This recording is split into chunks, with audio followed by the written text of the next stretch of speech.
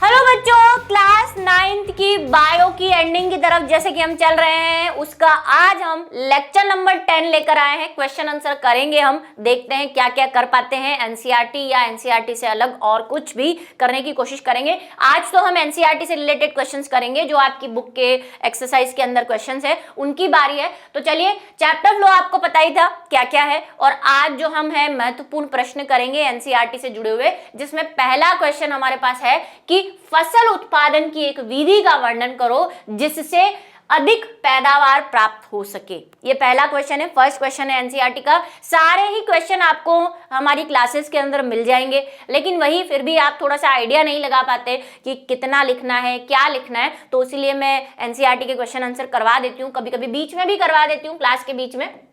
जो ब्लू वाले होते हैं वो तो हम साथ साथ करते रहते हैं। चलिए, नेक्स्ट जो हमें बात करनी है कि अधिक पैदावार प्राप्त करने के लिए एक विधि फसल चक्र है। क्या कर सकते हैं? एक विधि क्या है? फसल चक्र है। आप फसल चक्र अपना के पैदावार को बढ़ा सकते हैं। क्या था फसल चक्र? तो हमने क्लास के अंदर पढ़ा था कि हम सीजनल क्रॉप्स को बोए, फसल को बोए, जैसे गेहूं बो दिया, उसके बाद चना बो दिया, फिर वापस गेहूं बो दिया।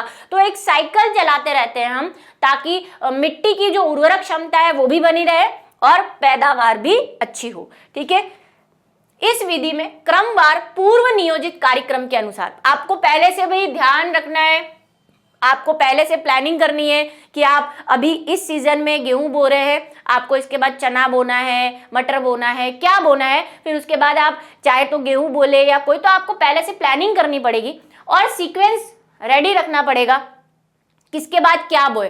और किन चीजों का ध्यान रखना है कि भाई दोनों की आवश्यकताएं अलग अलग होनी चाहिए। जैसे आप गेहूं बो रहे हैं, गेहूं अगर मिट्टी से फास्फोरस ले रहा है, तो भाई आपको जो नेक्स्ट फसल बोनी है वो ऐसी बोनी है जो फास्फोरस पे कम डिपेंडेंट हो। थोड़ा तो लेगा, हर फसल को चाहिए, लेकिन मान लो वो पोटेशियम ले रहा हो ज्यादा मिट्टी से, उसको पोटेशियम की ज्यादा जरूरत हो या आयरन की जरूरत हो, ऐसा लेना है। ऐसा नहीं लेना कि गेहूं भी फास्फोरस ले रहा है, उसके बाद आपने चना बोया, चना भी मिट्टी से फास्फोरस ही ले रहा है। तो ये चीजों का ध्यान रखना है। कार्यक्रम के अनुसार किसी खेत में विभिन्न प्रकार की फसलें उगाई जाती है। परिपक्वन काल के आधार पर विभिन्न फसल सम्मिश्रण, हम एक मिश्रण वाला भी पढ़े थे कि कैसे करते हैं, के लिए फसल चक्र अपनाया जाता है। कभी कभी हम मिश्रण भी कर देते हैं कि भाई गेहूं बोया है, गेहूं के साइड साइड में हमने कुछ फूल वूल बो दिए जो बिक रहे हैं मार्केट में, गुलाब गुलाब के, ऐसा भी देखा था हमने।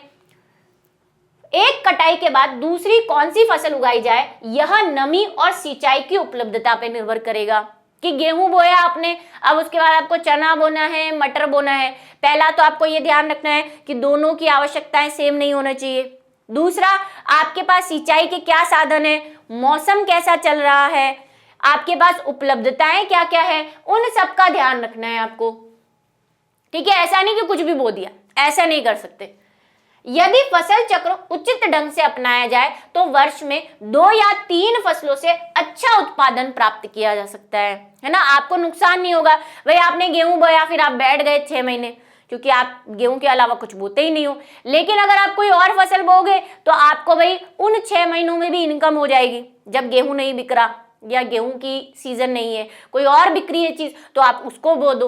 तो आप क्या कर सकते हो, आपको अच्छा उत्पादन हो सकता है और आप फ्री भी नहीं रहेंगे, आपको इनकम भी होती रहेगी। यह विधि इस सिद्धांत पर आधारित है कि यदि लगातार एक ही खेत में एक ही फसल उगाई जाए तो उसमें एक विशेष प्रकार के खनिज की कमी हो जाती है। ये सब हमने क्लास में पढ़ा है कि हमने कहा था कि मान लो कोई आप एक फसल बो रहे हो और वो मिट्टी से बार बार पोटेशियम ले रही है, के मींस पोटेशियम ले रही है। अब पोटेशियम लेती जा रही है तो मिट्टी में पोटेशियम की कमी हो जाएगी। तो आप अगर फसल चक्र अपनाएंगे तो ऐसा नहीं होगा, क्योंकि फसल चक्र में हम अलग अलग आवश्यकताओं वाली जो है क्या देते हैं, फसलों को बोते हैं। तो एक चीज की कमी हो जाएगी जो कि हमें नहीं करनी है, तथा अनेक रोग और पीड़क फसलों को नष्ट कर देंगे, जैसे मक्का, सरसों, धान, गेहूं आदि। तो आपको क्या करना है, इनको चेंज कर करके बोना है, अलग अलग टाइम पे अलग अलग प्रकार की फसल बोनी है। नेक्स्ट की बात करें अगर हम, दूसरा क्वेश्चन हमारा है, खेतों में खाद्य व उर्वरक का उपयोग क्यों करते हैं। ये भी पढ़ा है हमने, क्यों करते हैं भाई। भाई पौधे की अच्छी वृद्धि हो, उसको सारे न्यूट्रिएंट मिले, पोषक तत्व मिले, है ना, जो भी उसको चाहिए, सूक्ष्म पोषक तत्व, वृहद पोषक तत्व, जो भी उसको चाहिए वो सारी चीजें उसको मिले, इसके लिए हम क्या करते हैं, मिट्टी के अंदर उर्वरक या खाद डालते हैं। खेतों में खाद्य व उर्वरक का उपयोग करने पर मिट्टी की उर्वरकता बढ़ जाती है, फसल की उत्पादकता में वृद्धि होती है, क्योंकि पोषक की कमी के कारण पौधों की शारीरिक प्रक्रियाएं सहित जनन, वृद्धि और रोगों के प्रति प्रवृत्ति भी प्रभावित पड़ती है।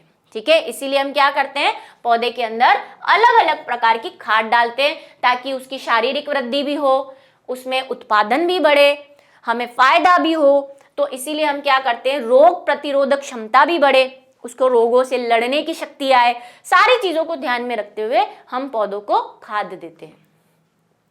अतः खाद और उर्वरक का उपयोग करने पर मिट्टी में वांछित फसलों की पूर्ति हो जाती है तथा उत्पादन अधिक होता है। ठीक है, क्या होता है भाई, उत्पादन भी आपको ज्यादा मिलेगा। आ जाओ, अब ये हो गया क्वेश्चन, सारे इजी हैं, सब हमने क्लास में कर रखे हैं, नोट्स आप बना ही लेंगे। अंतरा फसलीकरण और फसल चक्र के क्या लाभ हैं? अंतरा फसलीकरण क्या था, वही एक के बाद एक बोना, एक फसल बोई उसके बाद दूसरी, फिर उसके बाद दूसरी, और फसल चक्र भी इसे कहते हैं। फसल चक्र में क्या होता है कि आपने गेहूं बोया, चना बोया, फिर वापस गेहूं बो लिया, फिर बीच में कुछ बो लिया, फिर गेहूं बो लिया, तो वहां पे चक्र चलाते हैं। अंतरा फसलीकरण में हम बीच बीच में एक फसल के साथ दूसरी फसल बो देते हैं, या आपने गेहूं बोना है, चना बोया, फिर मक्का बोया, फिर कोई तीसरी चीज बोई, ऐसे अल्टरेशन चलता रहता है। अंतरा फसलीकरण के क्या लाभ हैं, जरा देखें। पहला है कि इसमें मिट्टी की उर्वरकता बरकरार रहती है। बहुत बार मैं समझा चुकी हूँ अभी इससे पहले भी कि भाई उसमें जो चीजें हैं, एक फसल बोने से जो मिट्टी के अंदर कमी हो गई है उसकी भरपाई हो जाएगी दूसरी फसल बोने से। इस विधि द्वारा पीड़क और रोगों को एक प्रकार की फसल के सभी पौधों में फैलने से रोका जा सकता है। मान लो आपने खेत के अंदर चना बोया हुआ था, इस चने को कोई रोग लग गया, बीमार हो गया, भाई इसके ऊपर कोई कवक लग गई, कोई बैक्टीरिया लग गया और इस पूरी फसल बर्बाद हो गई। अब ये जो बैक्टीरिया है, ये जो वायरस है, ये सिर्फ चने को रोग फैलाता है। तो आप क्या करो, उस खेत में 3-4 बार चना बो ही मत, बीच में कोई दूसरी फसल बो दो, मक्का बो दो, गेहूं बो दो, जिसको ये कीड़ा नहीं लगता। ठीक है, हर कीड़ा या बैक्टीरिया जो है वो पर्टिकुलर होते हैं, चने में लगने वाला चने में ही लगता है, गेहूं में लगने वाला रोग गेहूं में ही लगता है, ऐसा भी होता है। तो आप इस खेत को थोड़े दिन के लिए कोई दूसरी फसल बो दो जिसपे कि वो कीड़ा या वो फसल नहीं लगती, या फिर इसको छोड़ दो, धूप ऊप लगने दो इसको ताकि इसके बैक्टीरिया मर जाए। ऐसा करने से क्या होगा, ये सारे बैक्टीरिया मर जाएंगे और फिर आप जो नेक्स्ट फसल बोगे उसके अंदर वो जैसे मान लो आपने इसके बीच में गेहूं बो दिया, गेहूं में वो लगेगा नहीं, अब उन बैक्टीरिया वायरस को कुछ मिल नहीं रहा खाने पीने को, क्योंकि चना तो उगाया ही नहीं आपने, मर जाएंगे वो। फिर आप चना बोगे तो चने पे वो रोग नहीं लगेगा। ठीक है, तो क्या हो जाएगा, रोगों से निपटने में आपको सहायता मिल जाएगी और सभी प्रकार के रोगों में फैल जाएगा अगर आप ये यूज नहीं करोगे तो। ये भिन्न प्रकार की फसल आसानी से बोई या काटी जा सकती है। अगर आप अलग फसल बोओगे तो आपको मार्केट में वैल्यू भी अच्छी मिलेगी, आसानी से आप बो सकोगे, आसानी से उसको काट सकोगे, है ना, बीच बीच के अंदर। प्रति इकाई क्षेत्रफल में उत्पादन अधिक होगा। भाई इतना खेत है, ठीक है, आपने एक गेहूं बो रखा है और दूसरे में आपने क्या कहा, गेहूं के साथ चना भी बो रखा है, तो आपको डबल फायदा मिलेगा। आप प्रति हेक्टर में ज्यादा चीजें बो पाओगे, ठीक है, ज्यादा फायदा हो पाएगा आपको, एक एक साथ 2-2 फसलें बिकेगी। और क्योंकि मिट्टी की उर्वरकता भी बढ़ती है और दोनों की आवश्यकताएं भी अलग अलग है, तो कंपटीशन भी नहीं होगा। चने, दाल, ये ऐसे पौधे होते हैं जो मिट्टी की उर्वरकता को बढ़ाते हैं, है ना, अगर आपने कभी सुना हो, क्योंकि इनकी जड़ों में एक स्पेशल प्रकार के बैक्टीरिया नाइट्रोजन स्थिरीकरण पढ़ा था हमने। तो ये जो चने हैं, मटर है, ये क्या करते हैं, इनके जड़ों में एक राइजोबियम नाम का बैक्टीरिया होता है, बात की थी हमने। ये नाइट्रोजन को अवशोषित करके मिट्टी में मिलाता है, नाइट्रोजन स्थिरीकरण करता है, नाइट्रोजन चक्र के अंदर पढ़ा था ना। तो अगर आप चने के साथ गेहूं बोओगे तो चने में जो वो बैक्टीरिया है वो नाइट्रोजन खींच खींच के मिट्टी में डालेंगे, ठीक है, उसका फायदा गेहूं को भी होगा, मिट्टी की उर्वरकता भी बढ़ जाएगी। तो मिट्टी की उर्वरकता बढ़ जाती है। दो भिन्न प्रकार की फसलों को पोषक तत्वों की आवश्यकताएं भिन्न भिन्न होने के कारण पोषकों का अधिकतम उपयोग हो सकता है। यही बात कि दोनों की आवश्यकताएं अलग अलग है, तो मिट्टी की सारी चीजों का यूज हो रहा है। गेहूं अपनी चीज ले रहा है, चना अपनी चीज ले रहा है मिट्टी से, और चना और मटर ये तो भाई उर्वरकता भी बढ़ा रहे। प्राकृतिक संसाधन, सूर्य का प्रकाश, भूमि तथा जल का अच्छा उपयोग हो पाएगा। आप अपनी जमीन अच्छे से यूज कर पा रहे हो, है ना, 6 महीने आपको फालतू नहीं बैठना पड़ रहा, सनलाइट आई रही है, मौसम परिवर्तन के साथ आप फसलें बो रहे हो, तो आपको ज्यादा नुकसान भी नहीं हो रहा। श्रम और समय की भी बचत होती है। भाई आपको सिंचाई करनी है, सिंचाई गेहूं की भी करोगे तो चने की भी कर दो साथ साथ, ठीक है, समय बच रहा है, श्रम भी बच रहा है, सारी चीजें हो रही है और फायदा भी हो रहा है। मृदा अपरदन नहीं होता। ये सारे पौधों का एक फायदा तो है ही, आपको पता है, अगर पौधा जमीन पे लगा हुआ है तो वो क्या करता है, मिट्टी को पकड़ के रखता है। तो तेज बहाव आने से, हवा आने से मिट्टी जो है वो बहकर या उड़कर नहीं जाती, जिससे मृदा अपरदन नहीं होता। तो ये सारे फायदे हैं अंतरा फसलीकरण या फसल चक्र अपनाने के। लाभ क्या क्या है देखो जरा, इसमें मिट्टी की उर्वरकता बढ़ जाती। पहले हमने अंतरा फसल के पढ़े, ये अंतरा फसल के फायदे हैं, अब फसल चक्र के पढ़ लेते हैं। वैसे सेम से ही फायदे रहेंगे दोनों के, ज्यादा कोई डिफरेंस नहीं है फायदों में। मिट्टी के खास प्रकार के पोषक तत्व की कमी नहीं होती, देखो सेम है, ये दोनों तो उधर भी थे। दलदली फसलें बोने से मिट्टी में नाइट्रोजन की वृद्धि होती है। कहीं आपको हो सकता है स्कूल में दोनों का मिला के लिखा दें, क्योंकि ज्यादा फर्क नहीं है दोनों के फायदों में, आपको लिख दे कि भाई अंतरा फसली और फसल चक्र अपनाने के निम्न फायदे हैं। मैंने यहाँ अलग अलग कर दिए हैं, लेकिन कुछ कुछ सेम ही है इनमें। दलदली फसलें, दलहनी फसलें मतलब दालें, मैंने कहा ना दालों के अंदर वो बैक्टीरिया रहते हैं जो नाइट्रोजन स्थिरीकरण करते हैं, तो उससे मिट्टी में नाइट्रोजन की वृद्धि हो जाती है। फसल चक्र खरपतवार को भी नियंत्रित करता है। आपने गेहूं बोल रखा है, बीच में खरपतवार उगा हुआ है, उसकी बजाय तो आप कोई अच्छी चीज बो जिसको बेचने से आपको फायदा भी हो, तो भाई खरपतवारों को भी नियंत्रण हो जाता है। फसलों में रोग, अच्छा जो क्लास नहीं लिए हैं पहले वाली, खरपतवार क्या होते हैं ये बताया है मैंने। आप कोई फसल बो रहे हो, उसके बीच बीच में वो कांग्रेस ग्रास है ना, पार्थेनियम, ये उग जाता है जो किसी काम का नहीं होता। जंगली पौधे जिसको हम कहते हैं, वो कुछ काम के नहीं होते लेकिन बीच बीच में उग जाते हैं, उनको कहते हैं खरपतवार, ठीक है, वीड्स। फसलों में रोग वृद्धि व पीड़कों से संक्रमण में कमी आती है, ये भी हमने पहले वाले में देखा था कि रोग वो कम लगेंगे। फसल की उर्वरकता बढ़ने पर उत्पादन अच्छा होता है। यही सेम फायदे हैं दोनों के, तो आप कंबाइन करके भी लिख सकते हैं इनको। नेक्स्ट है आनुवंशिक फेरबदल क्या है और कृषि प्रणालियों में कैसे उपयोगी है। आनुवंशिक फेरबदल क्या होता है भाई, कि मैंने आपको बताया था जीएमओ के बारे में, जेनेटिकली मॉडिफाइड ऑर्गेनिज्म। हम क्या करते हैं, मैंने आपको गन्ने का एग्जांपल दिया था कि एक गन्ने, और चावल का भी दिया था कि एक चावल ऐसा है जो बार बार बीमार पड़ जाता है लेकिन उत्पादन बहुत अच्छा करता है। तो हमें क्या करना है, उत्पादन भी बढ़ाना है और उसमें कुछ ऐसी क्वालिटी लेके आनी है कि वो बीमार भी नहीं पड़े। तो उसकी टेक्निक हमारे पास है साइंस के अंदर।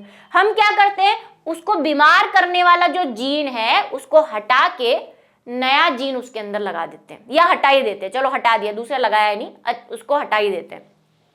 तो वो जो उसको बार बार बीमार हो रहा था, उसकी प्रतिरोधक क्षमता जो कम थी वो बढ़ जाएगी, है ना। इस पे डिस्कस किया है हमने क्लास के अंदर, संकरण वाली हमने जो विधियां पढ़ी थी उसमें भी हमने बात की थी। तो आनुवंशिक फेरबदल क्या है कि किसी भी पौधे, क्योंकि हम पौधों की बात कर रहे हैं, ऐसा एनिमल में भी होता है लेकिन हम अभी पौधे की बात कर रहे हैं तो हम पौधे पे ले, कि पौधा है तो किससे बना हुआ है, सेल से बना हुआ है, ठीक है। इसके अंदर सेल है, सेल है तो सेल मतलब कोशिका है, कोशिका है तो उसके अंदर क्या होगा, उसका डीएनए भी होगा। सेल वाला चैप्टर पढ़े हैं, ये डीएनए, जीन, सबकी बातें मैंने आपको समझाई है।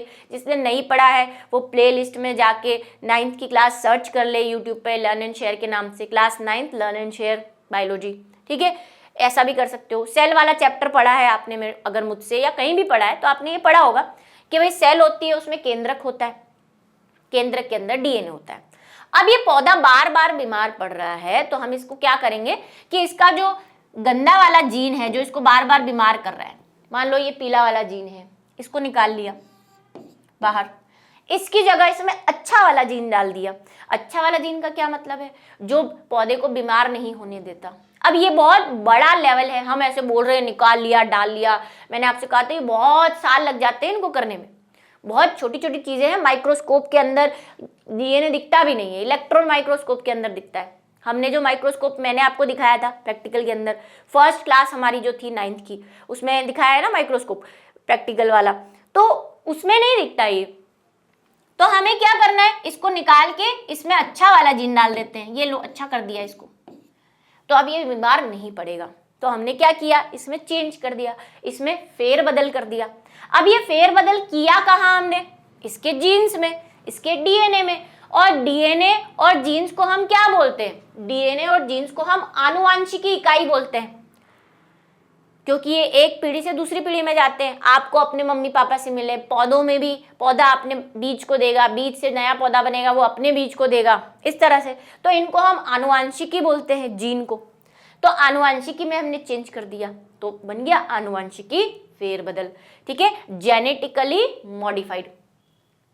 कृषि प्रणाली में इसको कैसे काम में ले सकते हैं, तो अभी मैंने उदाहरण दिया, रोग से बचा सकते हैं, और भी बहुत सारी चीजें। मान लो कोई पौधा है जिसके फल अच्छे नहीं लगते, कम लगते हैं, तो आप उसमें ऐसा जीन डाल दो जिससे फल की संख्या बढ़ जाए। हार्मोन भी डाल सकते हो, लेकिन हम जीन की बात कर रहे हैं अभी, तो हम जीन पे लेकर चल रहे हैं उसको। वह फसल जिसे वांछित लक्षण मतलब हमें जो चाहिए,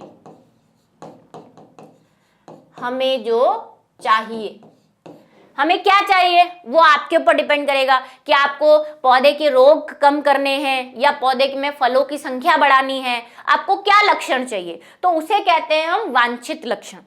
प्राप्त करने के लिए किसी दूसरे स्रोत मतलब अगर पौधे की बात करें तो जैसे कि इस पौधे में आपको ये लक्षण चेंज करना है, तो अब इसका जीन कहां से लाओगे, इसका अच्छा वाला जीन कहां से लाओगे, किसी दूसरे पौधे से। तो दूसरा पौधा हमारा क्या है, स्रोत है। स्रोत मतलब जिससे आप ला रहे हो, ठीक है। दूसरा पौधा को हम क्या बोल सकते हैं, स्रोत बोल सकते हैं, सोर्स बोल सकते हैं। से प्राप्त जीन को प्रवेश कराकर विकसित किया गया हो आनुवांशिक रूपांतरित या फेरबदल या फसल कहलाती है। समझा दिया मैंने आपको कि भाई इसके जीन को हटा के किसी दूसरे पौधे से, दूसरी जगह से जीन लाके इसमें डाल दिया, इसको चेंज कर दिया। अब क्या चेंज किया, आनुवांशिकी चेंज किया, इसीलिए हम इसे क्या कहेंगे, आनुवांशिकी रूपांतरण या जेनेटिकली मैनिपुलेशन। और इनको क्या बोलते हैं, इसको साइंस की टर्म में जीएमओ बोलते हैं, जेनेटिकली मॉडिफाइड ऑर्गेनिज्म, आनुवांशिकी रूपांतरित जीव, ठीक है। जीएमओ की हिंदी वाली फॉर्म भी बता दी मैंने आपको। कृषि प्रणाली में ये निम्नलिखित कारणों से उपयोगी है। अब कृषि के अंदर आपने इसको कैसे यूज किया, तो हम देख लेते हैं कैसे यूज कर रहे हैं। सबसे पहले हम उत्पादन बढ़ा सकते हैं इससे। अभी कहा ना मैंने कि मान लो कोई पौधा है, कोई पेड़ है जिसमें फल कम लगते हैं, जल्दी ग्रो नहीं करता, धीरे धीरे ग्रो करता है, तो उसको क्या करो, उसका जीन बदल दो। फिर मैं कहूंगी ये इतना आसान नहीं है, इतना आसान होता तो हम घर पे ही कर लेते। ये बहुत लंबा प्रोसेस होता है, 4-6 साल लग जाते हैं इसको करने के लिए, उससे भी ज्यादा 20-25 साल भी लग सकता है, डिपेंड करता है।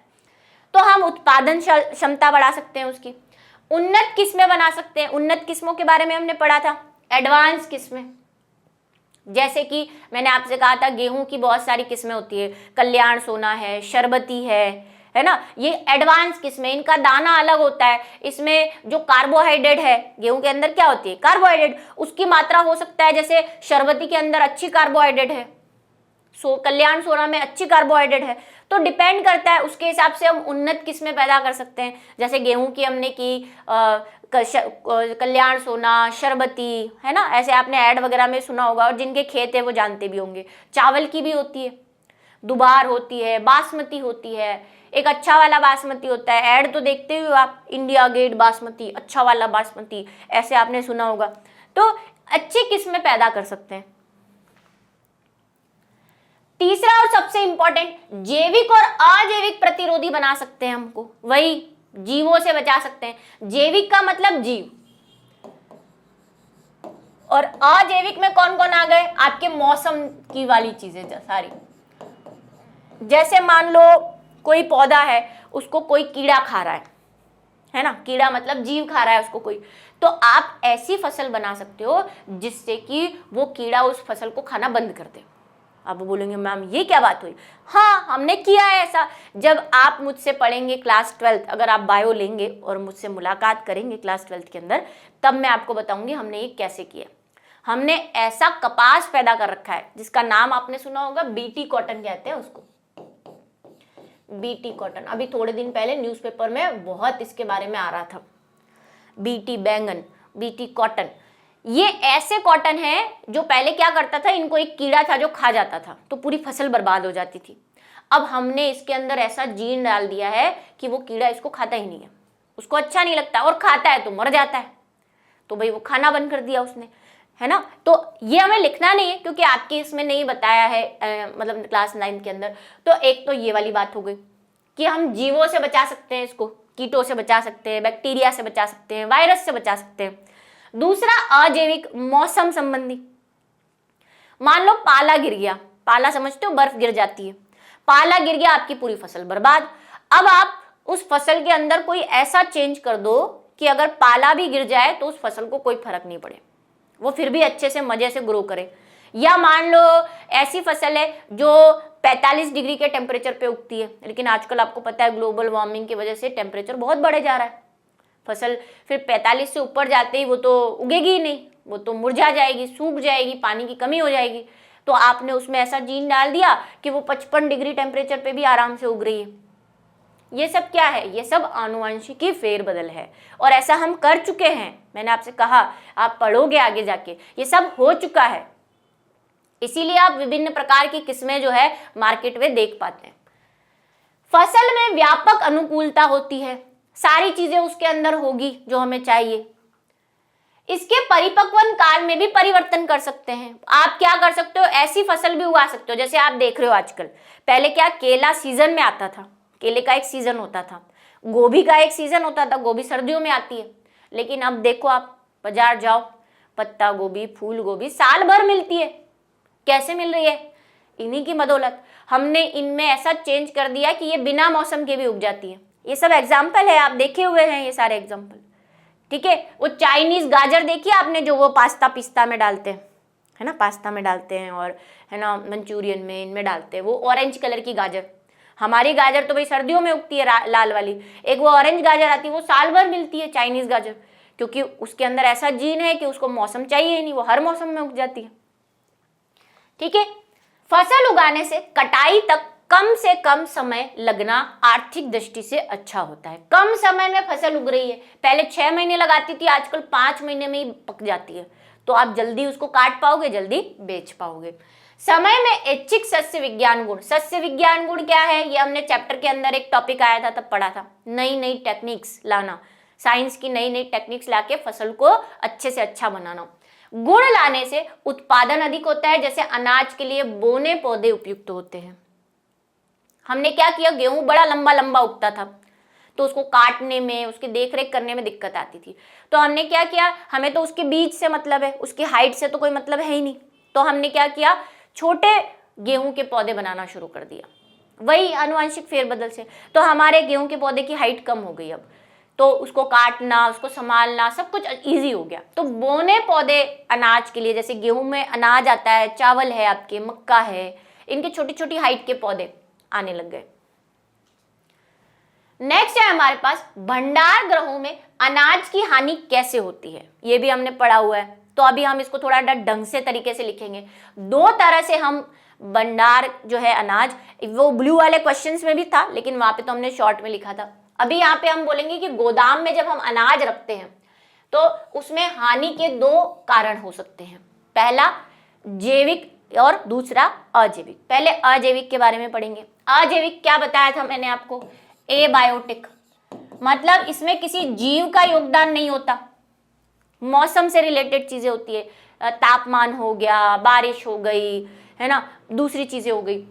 अनाज में उपयुक्त नमी, का अभाव होना, भंडारण के स्थान पर उपयुक्त नमी तथा तापमान का अभाव होना, वायु में आर्द्रता अधिक होना, ये सारी चीजें भंडारण को इफेक्ट करती है।